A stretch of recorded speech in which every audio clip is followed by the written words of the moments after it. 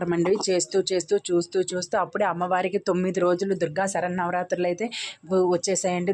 ఈరోజు 9వ రోజు అండి. 9వ రోజు అవతారం మన అమ్మల కన్నా అమ్మ దుర్గమ్మ అవతారం అండి. మన కన్నుల విందుగా కన్నుల పండుగగా మన తిలకించవచ్చండి. అమ్మవారి దుర్గా అవతారం అండి. ఈరోజు చాలా మంచి అవతారం అమ్మవారిది. ఎందుకంటే నిజస్వరూపం అవతారం అండి.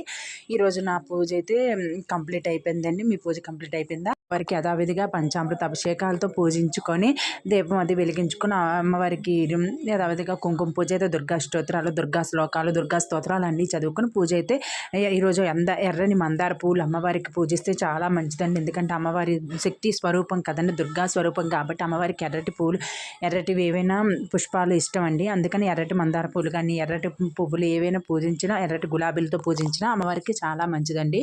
ఈరోజు ఆ పూజ అయితే కంప్లీట్ అయిపోయింది కాబట్టి అమ్మవారికి ఈరోజు నేను ఎర్రటి మందారాలు, ఎర్రటి గులాబీలతో పూజించుకున్నాను.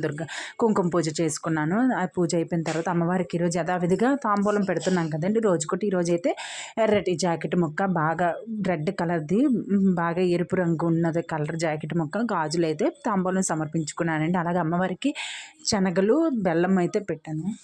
నేనేం చేశానంటే పులగం చేశానండి. పెసరపప్పు పులగం అయితే చేసి అమ్మవారికి నైవేద్యంగా సమర్పించుకుని అమ్మవారి పూజ అయితే ముగించుకొని పంచహారతులతో హారతించుకొని సాంబ్రాణి ధూపం అది వేసుకొని అమ్మవారి పూజ అయితే ఈరోజు దుర్గా శ్లోకాలతో, దుర్గా అష్టోత్తరాలతో, దుర్గా స్తోత్రాలతో అమ్మ పూజ అయితే ఈరోజు అయిపోయిందండి. నా పూజ అయితే. మీ పూజ అయిపోయిందా? కామెంట్ చేయండి. నా వీడియోస్ కనుక నచ్చినట్లయితే లైక్ చేసి, షేర్ చేసి నా ఛానల్ సబ్స్క్రైబ్ చేసుకోండి.